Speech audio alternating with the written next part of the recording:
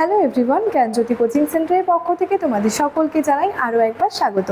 আজকের ক্লাসে আলোচনার বিষয় হচ্ছে নবম শ্রেণীর ইতিহাসের চতুর্থ অধ্যায় থেকে শিল্প বিপ্লবের যে ফলাফলগুলি রয়েছে সেটা নিয়ে কিন্তু আলোচনা করব। তোমাদের নবম শ্রেণীর চতুর্থ অধ্যায়ের মধ্যে কিন্তু এই শিল্প বিপ্লবটা রয়েছে, ঠিক আছে?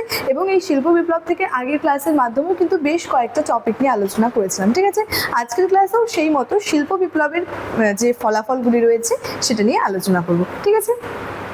আচ্ছা, প্রথমে দেখো এই যে শিল্প বিপ্লবের যে সূচনাটার কথা যদি বলি, সেটা এই শিল্প বিপ্লব হচ্ছে মানব সমাজ, অর্থনীতি, প্রযুক্তির অভাব নিয়েও কিন্তু পরিবর্তনটা এনেছিল। মানে শিল্প বিপ্লবের ফলে কিন্তু বিভিন্ন ক্ষেত্রে বিভিন্ন কিন্তু যুগান্তকারী পরিবর্তনগুলো কিন্তু ঘটেছিল, ঠিক আছে?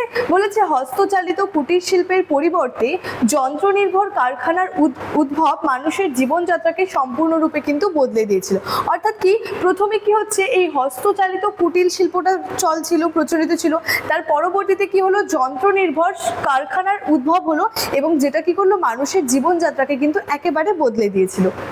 এর সুদূর প্রসারী ফলাফলগুলি আজকের আধুনিক বিশ্বের ভিত্তি স্থাপন করেছে, যার প্রভাব আজও আমাদের জীবনে কিন্তু দৃশ্যমান, ঠিক আছে? তাহলে এর যে বেশ কিছু শিল্প বিপ্লব প্রথম আর কি ইংল্যান্ডে শুরু হয়েছিল, যার পেছনেও কিন্তু বেশ কিছু কারণগুলি ছিল, ঠিক আছে? তো এটা কি করেছিল, এটার যেমন কিছু কারণ ছিল, ঠিক একইভাবে কিছু কিন্তু ফলাফলও বা প্রভাবগুলোও কিন্তু ছিল, ঠিক আছে?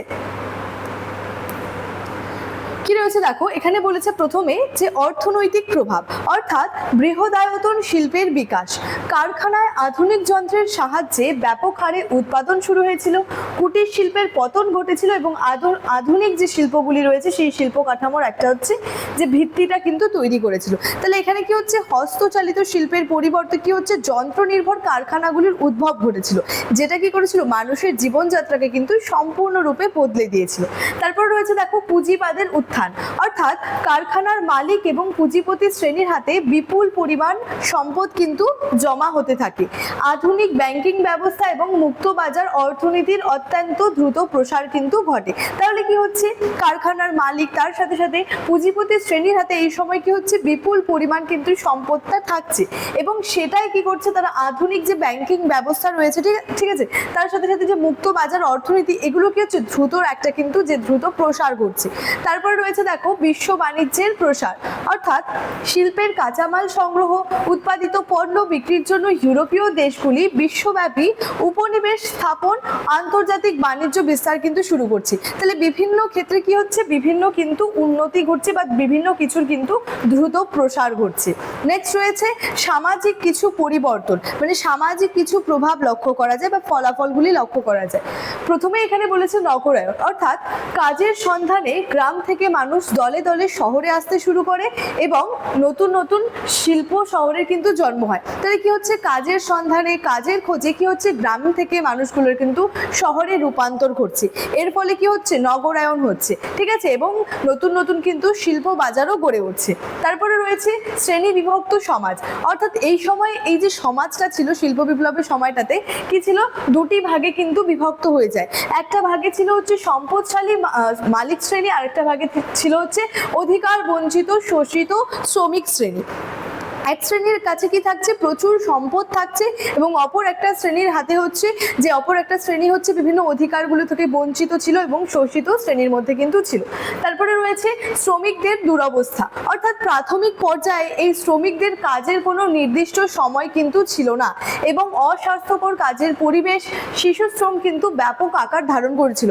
অর্থাৎ এই শিল্প বিপ্লবটা যখন শুরু হয়েছিল সেই সময় থেকে বলা যায় যে মানে এই যে সমস্ত শ্রমিকরা সেখানে কাজ করতো, তাদের কিন্তু কাজের কোনো একটা নির্দিষ্ট সময় কিন্তু ছিল না, যে 6 ঘন্টা তাদেরকে কাজ করতে হবে বা তাদেরকে দিয়ে 8 ঘন্টা কাজ করতে হবে, এমন কিন্তু কোনো নির্দিষ্ট সময়সীমা কিন্তু ছিল না। তাদের কিন্তু কর্মঘণ্টাটা অনেক ছিল, দীর্ঘ কর্মঘণ্টা ছিল এবং তারা যেই পরিবেশে আর কি কাজ করতো সেই পরিবেশটাও কিন্তু অনেকটা অস্বাস্থ্যকর ছিল, ঠিক আছে? তার সাথে সাথে সেখানে কিন্তু যে শিশু শ্রমটা ছিল সেটাও কিন্তু ব্যাপক আকার ধারণ করেছিল।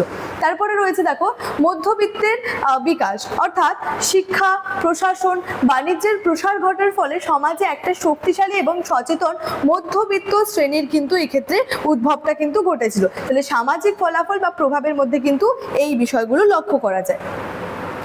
এছাড়াও বলা যায় কিছু প্রযুক্তিগত এবং পরিবেশগত প্রভাব বা ফলাফল রয়েছে, যেখানে বলেছে যোগাযোগ ব্যবস্থার বিপ্লব, অর্থাৎ বাষ্পীয় ইঞ্জিন, স্টিমার, রেলপথের আবিষ্কার যাতায়াত ও পণ্য পরিবহন ব্যবস্থাকে অভাবনীয়ভাবে দ্রুত ও সহজ করে তুলেছিল।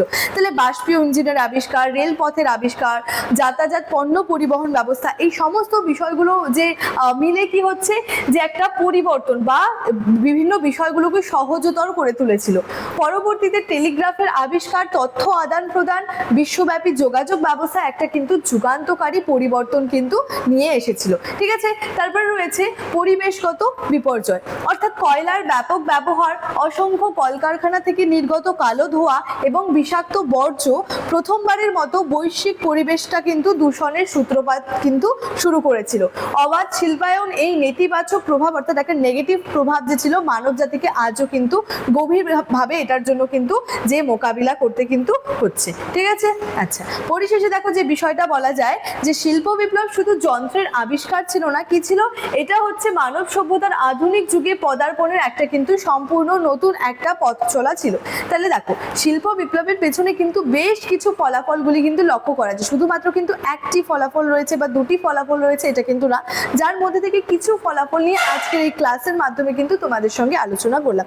ক্লাসটি শেষ করার আগে তোমাদেরকে একটা ছোট্ট ইনফরমেশন দিয়ে রাখি, তোমরা যারা আমাদের কাছে অনলাইনে পড়তে চাইছো এবং তার সাথে সাথে নোটস নিতে চাইছো, তারা আমাদের সেন্টারে অফিসিয়াল দুটো হেল্পলাইন নাম্বার রয়েছে, এই নাম্বার দুটির মধ্যে যে কোনো একটি নাম্বারে যোগাযোগ করে আমাদের সঙ্গে যুক্ত হয়ে যেতে পারো। চলো আজকের ক্লাস এতটাই, দেখা হচ্ছে পরবর্তী ক্লাসে। Thank you.